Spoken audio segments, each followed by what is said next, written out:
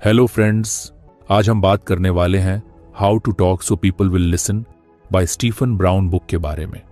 गोपाल एक 30 साल का आम आदमी था जो मुंबई की भाग दौड़ भरी जिंदगी में कहीं खो सा गया था। उसकी जिंदगी का ज्यादातर समय ऑफिस के काम और घर के बीच झूलने में बीत रहा था। उसके दोस्त, परिवार और यहां तक कि उसके सहकर्मी भी उसे एक बोरिंग और रिजर्व्ड इंसान मानते थे। ये बात गोपाल को अंदर से खाए जा रही थी, लेकिन उसे समझ नहीं आ रहा था कि इसे कैसे बदला जाए। एक दिन उसकी जिंदगी में एक छोटा लेकिन अहम बदलाव हुआ। वो चर्च गेट स्टेशन के पास वाले सेकंड हैंड बुक्स स्टॉल पर ऐसे ही घूम रहा था। अचानक उसकी नजर एक किताब पर पड़ी, how to talk so people will listen by Stephen W Brown. किताब के कवर ने उसे खींच लिया। गोपाल ने सोचा, क्यों ना इसे ट्राई किया जाए, शायद ये मेरी मदद कर सके। उसने किताब खरीदी और ऑफिस जाते समय लोकल ट्रेन में पढ़ना शुरू कर दिया। पहले पेज पर ही उसने एक लाइन पढ़ी जिसने उसे सोचने पर मजबूर कर दिया। The power of speech lies in how thoughtfully you use your words. Gopal को महसूस हुआ कि बात सिर्फ बोलने की नहीं थी, बल्कि इस बात की थी कि कैसे वो बोलता है। किताब का पहला लेसन था the power of speech. Brown ने लिखा था कि इंसान और जानवरों में सबसे बड़ा फर्क भाषा का है। हम अपनी जरूरतें, इच्छाएं और भावनाएं भाषा के जरिए जाहिर करते हैं, लेकिन अगर ये भाषा थॉटफुली यूज न की जाए तो कनेक्शन बनने की बजाय दूरी बढ़ सकती है। ये लाइन गोपाल के दिमाग में गूंजने लगी। उसे याद आया कि कितनी बार वो अपनी फीलिंग्स एक्सप्रेस नहीं कर पाया था, चाहे वो उसके माता पिता हों, ऑफिस में उसका बॉस हो या वो लड़की जिसे वो पसंद करता था। उस रात गोपाल ने ठान लिया कि अब वो कुछ बदलेगा। उसने किताब को एक गाइड की तरह देखना शुरू किया। ब्राउन ने आगे समझाया था कि वर्ड्स के पीछे इंटेंशन का होना कितना जरूरी है। एक बार गोपाल ऑफिस में अपने बॉस से सैलरी इंक्रीमेंट की बात करना चाहता था, लेकिन वो अपनी बात ढंग से रख ही नहीं पाया। उसकी बातों का मतलब कुछ और निकल गया और उसका बॉस उसे इम्मेच्योर समझने लगा। गोपाल ने सोचा, अगर मैं उस दिन अपनी बात कॉन्फिडेंटली और थॉटफुली रख पाता तो शायद आज मेरी सैलरी बढ़ चुकी होती। अगले दिन गोपाल ने एक छोटा सा एक्सपेरिमेंट किया। ऑफिस में उसका एक सहकर्मी अजय हमेशा उससे कटा कटा सा रहता था। गोपाल ने किताब के प्रिंसिपल्स को आजमाने की ठानी। उसने सोचा, अगर मुझे अजय से जेन्युइनली बात करनी है तो पहले मुझे उसकी बात को सुनना होगा। उसने लंच ब्रेक में अजय के पास जाकर कैजुअली पूछा, यार तुम हमेशा इतने बिजी क्यों रहते हो, कभी चिल नहीं करते क्या? अजय ने पहले कुछ सरप्राइज्ड होकर देखा, लेकिन फिर धीरे धीरे उसने अपने काम की बातें शेयर करनी शुरू कर दी। गोपाल ने ध्यान से सुना, बीच बीच में एम्पैथेटिक रिस्पॉन्सेस दी और कहीं भी उसे इंटरप्ट नहीं किया। अजय पहली बार गोपाल के साथ जेन्युइनली कनेक्ट महसूस कर रहा था। उसने अंत में कहा, यार तुम्हारे साथ बात करके अच्छा लगा, लगता है तुम सच में समझते हो। गोपाल को महसूस हुआ कि ब्राउन जो कह रहे थे वो सच था। Words thoughtfully chosen can build bridges. उसने सिर्फ सुनने और सही रिस्पॉन्सेस देने का प्रयास किया था और उसका असर साफ नजर आ रहा था। उस शाम घर पर गोपाल अपनी मां के साथ बैठा। मां ने कैजुअली पूछा, तू इतना चुपचाप क्यों रहता है आजकल? गोपाल ने किताब से सीखा था कि कम्युनिकेशन सिर्फ बोलने तक सीमित नहीं होता, उसमें इमोशंस भी होते हैं। उसने अपनी मां से कहा, मम्मी मुझे लगता है कि मैं हमेशा एक्सप्रेस नहीं कर पाता कि मैं आपसे कितना प्यार करता हूं। यह सुनकर उसकी मां कुछ देर के लिए चुप हो गई। फिर उन्होंने हल्की मुस्कान के साथ कहा, तू कहे ना कहे मां सब समझ जाती है, लेकिन सुनकर अच्छा लगा। गोपाल को एहसास हुआ कि यह छोटा सा बदलाव भी कितना इंपैक्टफुल हो सकता है। हर रोज गोपाल इस किताब के प्रिंसिपल्स को अपनी जिंदगी में अप्लाई करने की कोशिश कर रहा था। उसने सीखा कि कम्युनिकेशन में सिर्फ अपनी बात कहने से ज्यादा जरूरी है सामने वाले को समझना। उसने नोटिस किया कि जब वो थॉटफुली बोलता है तो लोग उसकी बातों को ज्यादा ध्यान से सुनते हैं। एक दिन जब वो लोकल ट्रेन में किताब पढ़ रहा था तो पास बैठे एक अधेड़ आदमी ने उससे पूछा, बेटा ये कौन सी किताब है? गोपाल ने मुस्कुराकर कहा, यह एक कमाल की किताब है जो सिखाती है कि लोगों से इफेक्टिवली बात कैसे करें। वो आदमी कुछ हंसा और बोला, आजकल के बच्चे कितनी यूनिक किताबें पढ़ते हैं, वैसे तुमने इससे कुछ सीखा? गोपाल ने कुछ सोचकर जवाब दिया, हाँ, एक चीज सीखी है। अगर आप थॉटफुली और जेन्युइनली किसी से बात करेंगे तो वो आपकी बात को ज्यादा सीरियसली लेंगे, और अगर आप उनकी फीलिंग्स को समझेंगे तो कनेक्शन ऑटोमेटिकली बन जाएगा। उस आदमी ने सिर हिलाया और कहा, सही कह रहे हो, communication is not just about talking, it's about connecting. Gopal को लगा कि वो इस किताब का असर अपनी बातचीत में भी दिखा रहा है। गोपाल अब एक्साइटेड था कि किताब के अगले चैप्टर्स में क्या होगा। उसने खुद से वादा किया कि वो हर लेसन को अपनी जिंदगी में उतारेगा। उसे यकीन था कि यह किताब सिर्फ उसकी कम्युनिकेशन स्किल्स नहीं बल्कि उसकी पूरी पर्सनैलिटी बदल सकती है। कहानी अभी शुरू ही हुई थी।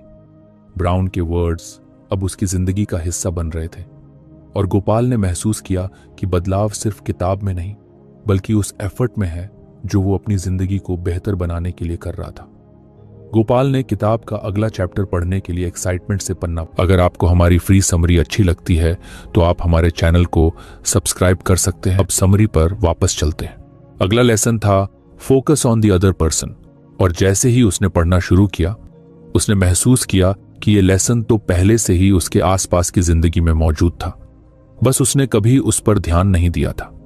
ब्राउन ने लिखा था कि बातचीत का असली जादू तब होता है जब आप खुद पर नहीं बल्कि सामने वाले पर ध्यान केंद्रित करते हैं। जब आप किसी के इंटरेस्ट्स और इमोशंस पर ध्यान देते हैं तो आप सिर्फ एक कॉन्वर्सेशन नहीं करते बल्कि एक कनेक्शन बनाते हैं। यह लाइन गोपाल के दिमाग में गूंजने लगी। उसने सोचा, शायद इसी वजह से अजय के साथ मेरी बात इतनी अच्छी हुई थी। मैंने उसकी बातों को जेन्युइनली सुना था। गोपाल ने तुरंत फैसला किया कि वो इस लेसन को भी आजमाएगा। अगले दिन ऑफिस में एक मीटिंग थी। मीटिंग में उसका सहकर्मी नेहा अक्सर अपने आइडियाज को कॉन्फिडेंटली पेश करती थी, जबकि गोपाल हमेशा बैकग्राउंड में रह जाता था। लेकिन इस बार उसने ब्राउन की बात को ध्यान में रखते हुए सोचा, मैं सिर्फ अपनी बात रखने पर फोकस नहीं करूंगा, मैं नेहा की बातों को समझने और उनके ऊपर चर्चा करने की कोशिश करूंगा। नेहा ने एक प्रोजेक्ट के बारे में अपनी राय दी। गोपाल ने नोटिस किया कि बाकी लोग उसकी बातों को सुन तो रहे थे लेकिन कोई खास प्रतिक्रिया नहीं दे रहे थे। गोपाल ने किताब के प्रिंसिपल्स को याद करते हुए कहा, नेहा, तुम्हारा आइडिया काफी इंटरेस्टिंग है। अगर इसे कुछ और डिटेल में समझाया जाए तो शायद हम इसे प्रोजेक्ट की मेन स्ट्रैटेजी बना सकते हैं। तुमने ये थॉट प्रोसेस डेवलप कैसे किया?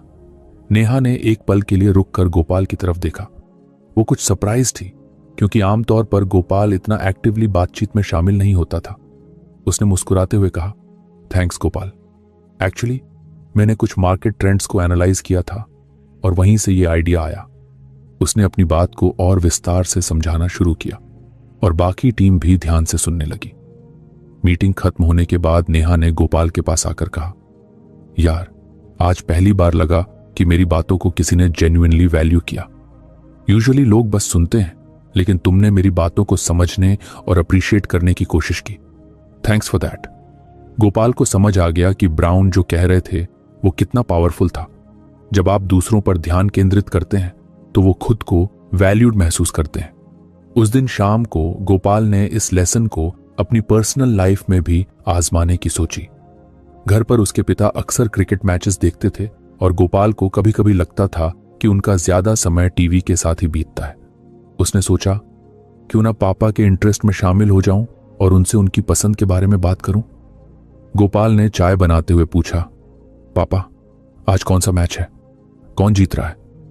पापा ने कुछ आश्चर्य से गोपाल की तरफ देखा, क्योंकि गोपाल आमतौर पर क्रिकेट में ज्यादा इंटरेस्ट नहीं दिखाता था। उन्होंने कहा, इंडिया और ऑस्ट्रेलिया का मैच है, इंडिया के चांसेस अच्छे लग रहे हैं। गोपाल ने बात को आगे बढ़ाते हुए कहा, आपको क्या लगता है ये नया प्लेयर कैसा है? सब उसकी काफी तारीफ कर रहे हैं। पापा ने उत्साह से जवाब देना शुरू किया। वो गोपाल को उस खिलाड़ी के बारे में बताने लगे, उसके पिछले रिकॉर्ड्स, स्ट्रेंथ्स और वीकनेसेस के बारे में। गोपाल ने ध्यान से सुना और बीच बीच में रेलिवेंट सवाल पूछता रहा। कुछ देर बाद पापा ने कहा, तुमने पहले कभी इतना इंटरेस्ट नहीं दिखाया। अच्छा लग रहा है कि तुम क्रिकेट के बारे में जानने की कोशिश कर रहे हो। गोपाल को समझ आया कि ब्राउन का प्रिंसिपल सिर्फ कॉन्वर्सेशंस को बेहतर बनाने का तरीका नहीं था, ये रिलेशनशिप्स को मजबूत करने का जरिया भी था। जब आप किसी के इंटरेस्ट्स को जेन्युइनली समझने की कोशिश करते हैं तो वो इंसान आपके साथ ज्यादा जुड़ा हुआ महसूस करता है। अगले दिन ऑफिस में गोपाल ने किताब के इस लेसन को फिर से आजमाया। इस बार उसने अपने बॉस श्रीवास्तव सर के साथ बात करने की सोची। श्रीवास्तव सर अक्सर अपनी हॉबी गार्डनिंग के बारे में बात करते थे, लेकिन गोपाल ने कभी उस पर ध्यान नहीं दिया था। गोपाल ने लंच ब्रेक में कैजुअली पूछा, सर सुना है कि आपका घर प्लांट्स से भरा हुआ है, कौन कौन से प्लांट्स रखे हैं आपने? श्रीवास्तव सर की आंखें चमक उठी। उन्होंने तुरंत अपने फोन से अपने गार्डन की फोटोज दिखानी शुरू कर दी। वो हर प्लांट के बारे में विस्तार से बताने लगे, किसे कितनी धूप चाहिए, कौन सा प्लांट किस सीजन में बेस्ट ग्रो करता है। गोपाल ने ध्यान से सुना और बीच बीच में जेन्युइन सवाल पूछे, जैसे सर ये इंडोर प्लांट्स इतनी फ्रेश कैसे रहते हैं? श्रीवास्तव सर ने मुस्कुराते हुए कहा, गोपाल ये प्लांट्स मेरी जिंदगी का स्ट्रेस रिलीफ है। जब भी मैं गार्डनिंग करता हूं मुझे बहुत सुकून मिलता है। अच्छा लगा कि तुमने इस बारे में पूछा। गोपाल को महसूस हुआ कि सिर्फ सामने वाले की बातों पर ध्यान देकर वो कितनी आसानी से एक कनेक्शन बना सकता है। वो समझ गया था कि ब्राउन का लेसन सिर्फ प्रोफेशनल लाइफ में नहीं बल्कि हर एस्पेक्ट में काम करता है। वो अब कॉन्वर्सेशंस को एक अलग नजरिए से देखने लगा था। पहले जहां वो खुद को सेंटर में रखकर सोचता था कि मुझे क्या कहना है, अब वो सोचने लगा था सामने वाले को क्या कहना है। इस छोटे से बदलाव ने उसकी कॉन्वर्सेशंस को ज्यादा मीनिंगफुल और एंगेजिंग बना दिया था। गोपाल ने अपने दोस्तों के साथ भी ये स्ट्रैटेजी आजमाई। उसके दोस्त अक्सर वीकेंड प्लान्स के बारे में बात करते थे, लेकिन गोपाल हमेशा अनइंटरेस्टेड सा रहता था। इस बार उसने उनकी पसंद को समझने की कोशिश। जब उसका दोस्त रोहित किसी नए ट्रैकिंग स्पॉट के बारे में बता रहा था तो गोपाल ने उत्सुकता से पूछा, यार तुमने ये स्पॉट कैसे डिस्कवर किया? ये इतना एडवेंचरस लगता है। रोहित ने एक्साइटेड होकर उस स्पॉट की डिटेल्स बतानी शुरू की। कैसे वो वहां तक पहुंचा, क्या चैलेंजेस आए और क्यों उसे वो जगह इतनी पसंद आई। गोपाल ने ध्यान से सुना और बीच बीच में एनकरेज करने वाले कमेंट्स दिए। रोहित ने अंत में कहा, गोपाल तू पहली बार इतनी दिलचस्पी ले रहा है, अच्छा लग रहा है कि तू भी हमारे साथ जुड़ रहा है। गोपाल को यकीन हो गया था कि ब्राउन का यह लेसन सिर्फ एक स्ट्रैटेजी नहीं बल्कि एक फिलॉसफी थी। जब आप जेन्युइनली किसी को सुनते हैं और उनकी पसंद नापसंद को समझते हैं तो आप उनकी दुनिया का हिस्सा बन जाते हैं। किताब के अगले चैप्टर्स की तरफ बढ़ने से पहले गोपाल ने खुद से एक वादा किया, वो हर बातचीत में सामने वाले को सेंटर में रखेगा। उसने महसूस किया कि यह सिर्फ दूसरों के लिए नहीं बल्कि खुद उसके लिए भी फायदेमंद था। जब लोग उससे जुड़ाव महसूस करते थे तो वो खुद को ज्यादा कॉन्फिडेंट और केपेबल महसूस करता था। गोपाल की जिंदगी धीरे धीरे बदल रही थी। ब्राउन के लेसन्स ने उसे वो नजरिया दिया था जिसकी उसे हमेशा से जरूरत थी, और अब उसे इंतजार था कि किताब का अगला लेसन उसे क्या सिखाएगा। गोपाल अब प्रिपेयर फॉर पब्लिक स्पीकिंग वाले लेसन पर आ चुका था। इस चैप्टर को पढ़ने के दौरान उसे एहसास हुआ कि यह शायद उसके लिए सबसे ज्यादा चैलेंजिंग होगा। पब्लिक स्पीकिंग उसकी सबसे बड़ी वीकनेस थी। हर बार जब उसे किसी मीटिंग में अपनी बात सबके सामने रखनी होती, उसकी आवाज कांपने लगती, शब्द गड़बड़ा जाते और वो हमेशा खुद को दूसरों के मुकाबले कम कॉन्फिडेंट महसूस करता। ब्राउन ने चैप्टर की शुरुआत में लिखा था, public speaking is not about being fearless, it's about being prepared. Gopal को यह लाइन सीधे अपने दिल तक महसूस हुई। उसने सोचा, शायद यही मेरी सबसे बड़ी कमी है। मैं कभी प्रिपेयर्ड ही नहीं होता। हर बार सोचता हूं कि बस समहाउ मैनेज कर लूंगा, लेकिन शायद यही गलत अप्रोच है। ब्राउन ने फनल प्रिंसिपल का जिक्र किया था। यह प्रिंसिपल सिखाता था कि अपनी बातों को ऑर्गेनाइज करने के लिए पहले ब्रॉड आइडियाज से शुरू करें और फिर धीरे धीरे उन्हें नैरो डाउन करके मेन पॉइंट पर पहुंचे। गोपाल को लगा कि यह तरीका उसकी मदद कर सकता है। उसने ठान लिया कि इस बार वो पब्लिक स्पीकिंग को सीरियसली लेगा। अगले हफ्ते ऑफिस में एक तिमाही समीक्षा बैठक थी। गोपाल को एक सेगमेंट पर प्रस्तुति देनी थी। उसे याद था कि पिछली प्रस्तुतियों में उसकी निराशा साफ नजर आती थी, लेकिन इस बार उसने ब्राउन के लेसन्स को फॉलो करने का फैसला किया। सबसे पहले उसने अपने आइडियाज को ऑर्गेनाइज करना शुरू किया। उसने एक बड़ा व्हाइट बोर्ड लिया और उस पर अपना मेन टॉपिक लिखा। Improving customer retention. इसके नीचे उसने उस टॉपिक से जुड़े ब्रॉड आइडियाज लिखे, customer feedback, loyalty programmes, personalised services और डेटा एनालिटिक्स। इसके बाद उसने हर आइडिया को डिटेल में ब्रेक किया और नैरो डाउन करते हुए उन पॉइंट्स पर ध्यान दिया जो सबसे ज्यादा इंपैक्टफुल थे। फिर उसने फनल प्रिंसिपल को अप्लाई किया। उसने सोचा कि प्रेजेंटेशन की शुरुआत ब्रॉड पर्सपेक्टिव से करनी चाहिए, जैसे why customer retention is important for the company. इसके बाद वो धीरे धीरे अपने मेन पॉइंट्स पर आया, जैसे कैसे लॉयल्टी प्रोग्राम रिटेंशन को 25% तक सुधार सकते हैं। उसने अपने पॉइंट्स को लॉजिकली ऑर्गेनाइज किया ताकि हर बात का फ्लो बना रहे। ब्राउन ने इस चैप्टर में एक और बात कही थी, practice your speech until you can deliver it naturally. Gopal ने इसे भी सीरियसली लिया। उसने अपनी प्रेजेंटेशन को कई बार रिहर्स किया। उसने मिरर के सामने खड़े होकर खुद से बात की। फिर उसने अपने दोस्त रोहित को बुलाया और उससे फीडबैक लिया। रोहित ने हंसते हुए कहा, यार गोपाल, ये पहली बार है जब मैं तुझे इतनी तैयारी करते हुए देख रहा हूं। यूजुअली तू लास्ट मिनट पर कुछ जुगाड़ करके मैनेज करता है। गोपाल ने मुस्कुराते हुए कहा, इस बार मैं कुछ अलग करना चाहता हूं। ब्राउन ने सिखाया है कि प्रिपरेशन ही कॉन्फिडेंस की है और मुझे लगता है कि इस बार मैं फेल नहीं होना चाहता। जैसे जैसे प्रेजेंटेशन का दिन करीब आ रहा था, गोपाल की नर्वसनेस कम हो रही थी। उसने देखा कि तैयारी ने उसकी एंजाइटी को काफी हद तक कंट्रोल कर लिया था। ब्राउन ने चैप्टर में एक और बात कही थी, विजुअलाइज योर सक्सेस। गोपाल ने सोचा, अगर मैं पहले ही इमेजिन कर लूं कि मेरी प्रेजेंटेशन सक्सेसफुल होगी तो शायद मेरा कॉन्फिडेंस और बढ़ जाएगा। उसने आंखें बंद की और खुद को इमेजिन किया, एक कॉन्फिडेंट स्पीकर के रूप में जिसकी बातें सभी ध्यान से सुन रहे हैं। यह विजुअलाइजेशन एक्सरसाइज सरप्राइजिंगली काम कर रही थी। वो अब खुद को पहले से ज्यादा कॉन्फिडेंट महसूस कर रहा था। अंततः प्रेजेंटेशन का दिन आ गया। सभी senior managers including Srivastava sir conference room में बैठे थे। गोपाल ने अपनी स्लाइड सेट की और एक गहरी सांस लेकर शुरुआत की। उसने प्रेजेंटेशन की शुरुआत ब्रॉड पर्सपेक्टिव से की, जैसा उसने फनल प्रिंसिपल में सीखा था। Good morning everyone, today I want to talk about why customer retention is not just a metric, but a foundation for sustainable growth. उसने पहली लाइन कॉन्फिडेंटली बोली और उसने देखा कि लोग अटेंटिवली सुन रहे थे। जैसे जैसे वो आगे बढ़ा, उसने अपने पॉइंट्स को क्लियर और कंसाइज रखा। उसने ब्राउन की इस बात को भी ध्यान में रखा कि engage your audience with examples and stories.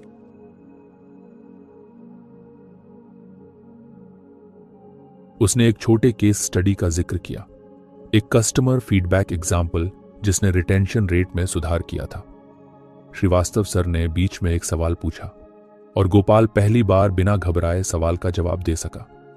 उसने काल्मली और लॉजिकली अपनी बात रखी। उसे महसूस हो रहा था कि उसकी तैयारी रंग ला रही थी। जब प्रेजेंटेशन खत्म हुई तो पूरे रूम में तालियां बजने लगी। गोपाल ने एक हल्की मुस्कान के साथ सभी का धन्यवाद किया। मीटिंग खत्म होने के बाद नेहा ने आकर कहा, गोपाल, ये क्या था? तूने इतनी स्मूथ और इंपैक्टफुल प्रेजेंटेशन दी। मैं जेन्युइनली इम्प्रेस्ड हूं। श्रीवास्तव सर ने भी उसकी पीठ थपथपाई और कहा, वेल डन गोपाल, तुमने बहुत अच्छी तैयारी की थी और वो साफ नजर आ रही थी। Keep it up. गोपाल के लिए ये एक बड़ी जीत थी।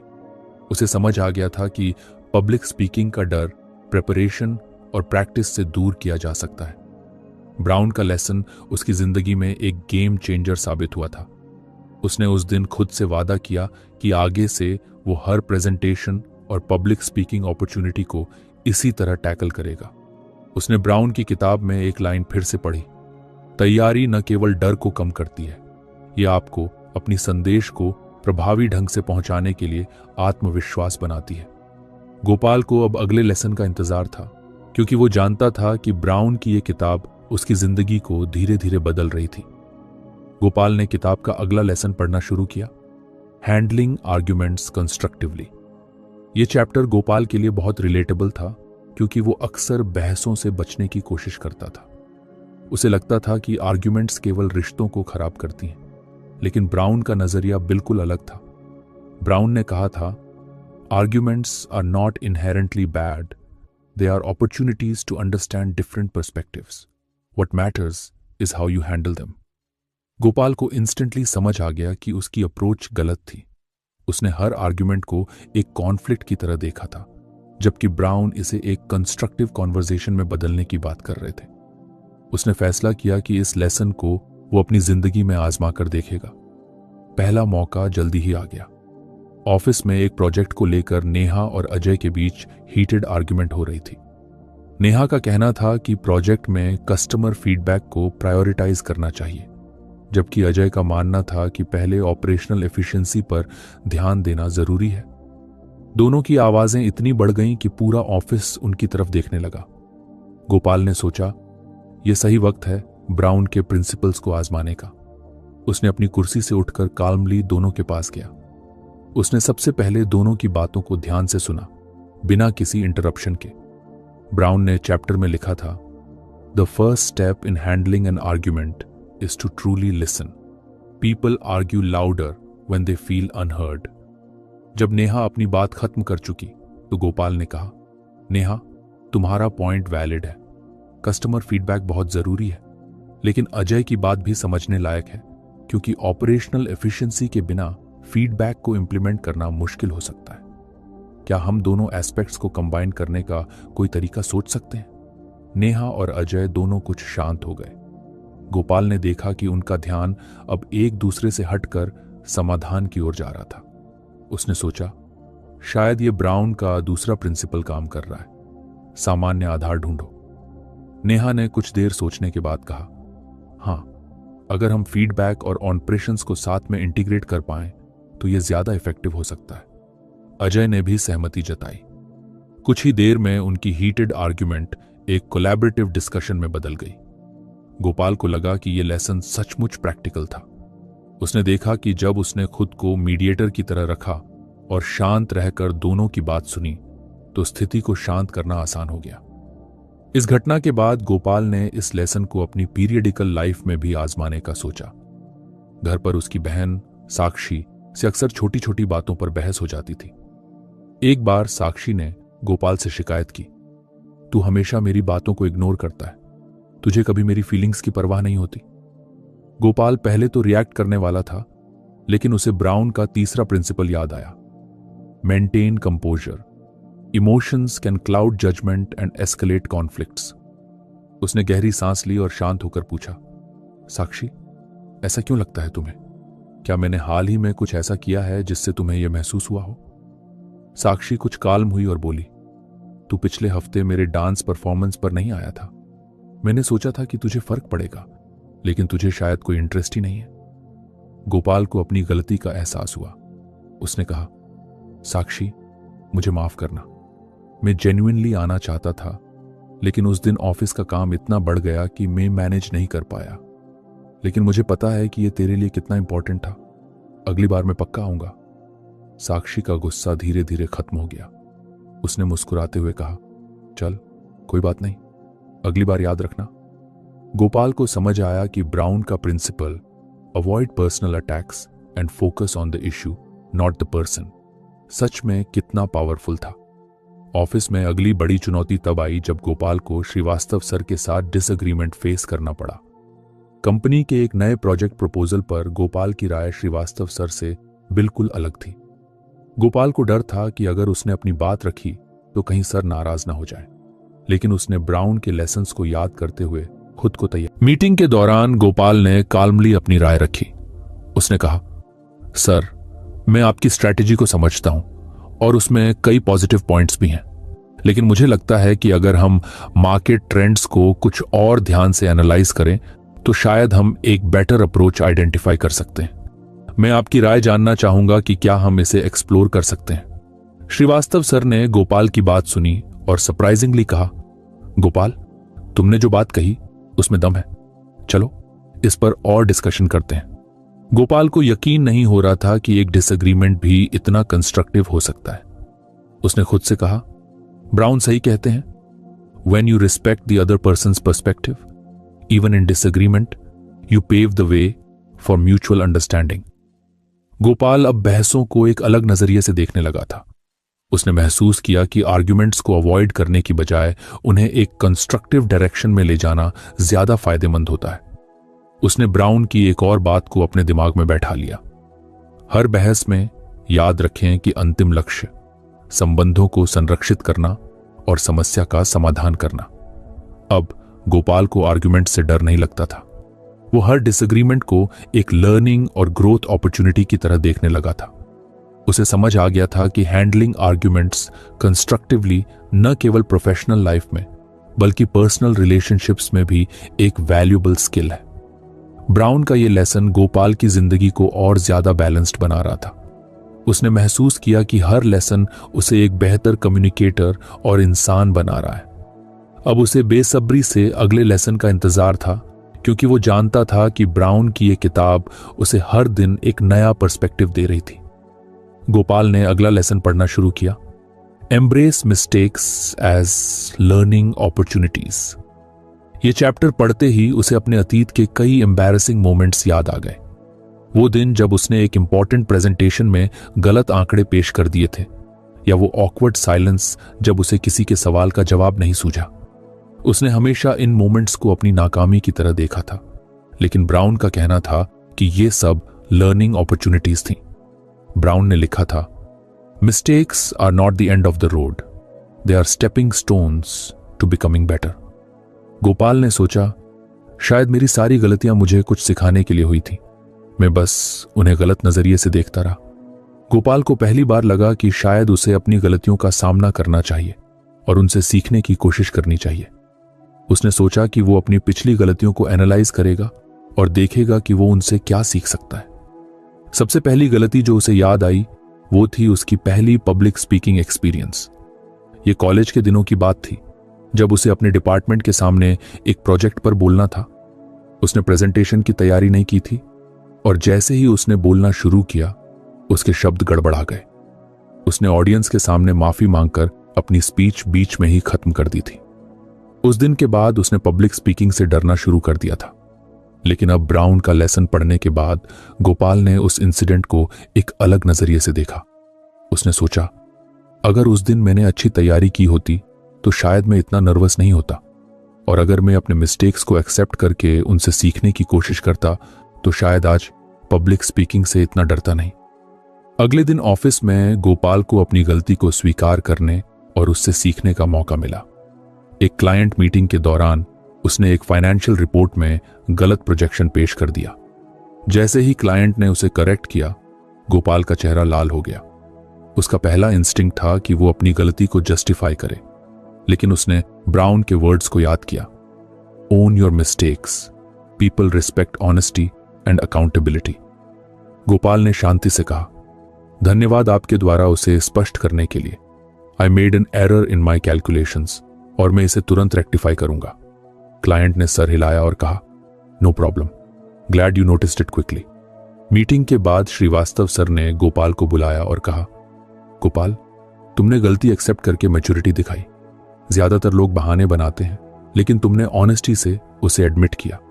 Keep it up. गोपाल को पहली बार लगा कि अपनी गलती को स्वीकार करना कमजोरी नहीं बल्कि ताकत है। उस शाम गोपाल ने अपनी बहन साक्षी के साथ बातचीत की। साक्षी ने उसे कहा, याद है जब तूने मेरे बर्थडे पर सरप्राइज पार्टी प्लान की थी और मुझे पता चल गया था, तू कितना अपसेट हो गया था कि तेरा प्लान स्पॉइल हो गया। गोपाल हंस पड़ा। हाँ, मुझे लगा था कि सब कुछ खराब हो गया, लेकिन अब सोचता हूं तो शायद उस दिन मैंने तुझसे ओपन कम्युनिकेशन की होती तो सरप्राइज बेटर हो सकता था। गलती मेरी थी, पर मैंने उससे कुछ सीखा नहीं। अब लगता है सीखना चाहिए था। साक्षी ने कहा, गलतियां तो होती हैं गोपाल, इंपॉर्टेंट यह है कि तूने उस दिन से यह सीखा कि मुझे सरप्राइजेस पसंद नहीं। अगली बार बस पहले से पूछ लेना। दोनों हंस पड़े। गोपाल ने महसूस किया कि ब्राउन का यह लेसन सिर्फ प्रोफेशनल लाइफ तक सीमित नहीं था, यह पर्सनल रिलेशनशिप्स पर भी उतना ही लागू होता था। एक दिन ऑफिस में गोपाल ने नेहा और अजय को एक नए प्रोजेक्ट पर डिस्कशन करते देखा। नेहा ने गलती से एक गलत टाइमलाइन मेंशन कर दी। अजय तुरंत उसकी बात काटते हुए बोला, नेहा, यह बिल्कुल गलत है, ऐसा कैसे बोल सकती हो। नेहा झिझक गई और धीरे धीरे डिस्कशन से पीछे हटने लगी। गोपाल ने सोचा कि शायद उसे इंटरवीन करना चाहिए। उसने कहा, अजय, हम सब गलतियां करते हैं। नेहा, तुम्हारा टाइमलाइन कुछ ऑफ है, लेकिन कोई बात नहीं, हम इसे एडजस्ट कर सकते हैं। Let's focus on how to move forward. Neha ने गोपाल को थैंकफुल नजरों से देखा। उसने अपनी गलती को एक्सेप्ट किया और डिस्कशन में वापस शामिल हो गई। गोपाल को ब्राउन की यह बात याद आई, encourage others to embrace their mistakes too, it creates a positive and collaborative environment. Gopal अब अपनी मिस्टेक्स से भागने की बजाय उन्हें एक्सेप्ट करने और एनालाइज करने लगा था। उसने महसूस किया कि हर मिस्टेक उसे कुछ नया सिखा रही थी। वो अपनी पब्लिक स्पीकिंग, प्रेजेंटेशंस और पर्सनल कॉन्वर्सेशंस में ज्यादा कॉन्फिडेंट महसूस करने लगा। ब्राउन ने चैप्टर में लिखा था, mistakes are inevitable but failure is optional, learn, adapt and grow. Gopal ने इस बात को अपने जीवन का हिस्सा बना लिया। अब वो हर मिस्टेक को एक नए पर्सपेक्टिव से देखता था, एक ऐसा पर्सपेक्टिव जो उसे हर दिन बेहतर बना रहा था। गोपाल को अब ब्राउन की किताब के अगले लेसन का बेसब्री से इंतजार था, क्योंकि हर चैप्टर उसकी जिंदगी को एक नई दिशा दे रहा था। गोपाल अब अपनी जिंदगी में एक नया नजरिया लेकर जीने लगा था। ब्राउन की किताब का हर लेसन उसे न सिर्फ बेहतर कम्युनिकेटर बना रहा था, बल्कि एक बेहतर इंसान भी। उसने महसूस किया कि कम्युनिकेशन का मतलब सिर्फ बातें करना नहीं है, बल्कि खुद को और दूसरों को समझने का एक तरीका है। किताब के आखिरी चैप्टर्स में ब्राउन ने कम्युनिकेशन की डीपर इनसाइट्स पर बात की थी। उन्होंने बताया था कि कम्युनिकेशन सिर्फ शब्दों का खेल नहीं है, ये इमोशंस, एम्पैथी और ऑथेंटिसिटी का मेल है। गोपाल ने अब खुद को एक ऐसे व्यक्ति के रूप में देखा जो अपनी गलतियों से डरता नहीं, बल्कि उनसे सीखता है। वो जानता था कि हर मिस्टेक एक मौका है, हर डिसएग्रीमेंट एक नई दिशा की शुरुआत है और हर कॉन्वर्सेशन एक कनेक्शन का माध्यम है। ऑफिस में अब गोपाल का बिहेवियर पहले से काफी अलग था। वो टीम डिस्कशंस में एक्टिवली पार्टिसिपेट करता, जूनियर एम्प्लॉयज को गाइड करता और अपने सीनियर्स से ओपन कॉन्वर्सेशंस करता। उसकी ऑनेस्टी और अकाउंटेबिलिटी के चलते उसे टीम में एक नेचुरल लीडर के रूप में देखा जाने लगा। एक दिन श्रीवास्तव सर ने उसे बुलाया और कहा, गोपाल, मुझे तुम्हारे अंदर एक लीडर की झलक दिखती है। तुमने जिस तरह से अपनी कम्युनिकेशन स्किल्स इंप्रूव की है, वो हमारी पूरी टीम के लिए इंस्पिरेशन है। मैं चाहता हूं कि तुम नेक्स्ट क्वार्टर में एक नई टीम का नेतृत्व करो। यह सुनकर गोपाल को यकीन नहीं हुआ। उसने सोचा कि अगर वो ब्राउन की किताब कभी नहीं पढ़ता तो शायद ये दिन कभी नहीं आता। उसने खुशी खुशी इस जिम्मेदारी को स्वीकार किया। घर पर भी गोपाल का रिश्ता अपनी बहन साक्षी और दोस्तों के साथ बेहतर हो चुका था। उसने सीखा कि छोटी छोटी मिसअंडरस्टैंडिंग्स को कम्युनिकेशन से हल किया जा सकता है। अब वो अपनी फीलिंग्स को खुलकर एक्सप्रेस करता, दूसरों की बातों को ध्यान से सुनता और हर सिचुएशन में काल्म रहने की कोशिश करता। किताब खत्म करते वक्त उसने आखिरी चैप्टर पढ़ा, जिसमें ब्राउन ने लिखा था, The ultimate goal of communication is not to impress others, but to connect with them. Speak with authenticity, listen with empathy, and act with integrity. Gopal ने किताब को बंद करते हुए एक गहरी सांस ली। उसने महसूस किया कि इस किताब ने न केवल उसकी कम्युनिकेशन स्किल्स को बदला था, बल्कि उसकी पूरी जिंदगी का नजरिया बदल दिया था। उसने खुद से वादा किया कि वो इन लेसन्स को अपनी जिंदगी का हिस्सा बनाए रखेगा और हमेशा एक बेहतर कम्युनिकेटर बनने की कोशिश करेगा। अब वो दूसरों को भी एनकरेज करता था कि कम्युनिकेशन को सिर्फ एक स्किल की तरह नहीं, बल्कि एक आर्ट की तरह देखें। उसने सीखा था कि बातें करना आसान है, लेकिन सही तरीके से कनेक्ट करना एक आर्ट है, और वो इस आर्ट में मास्टरिंग करने के सफर पर था। गोपाल की ये कहानी खत्म नहीं हुई थी, ये बस एक शुरुआत थी। तो फ्रेंड्स, ये थी हमारी आज की बुक समरी। आपको कैसी लगी कमेंट करके जरूर बताएं, और धन्यवाद आपका समरी एंड तक सुनने के लिए।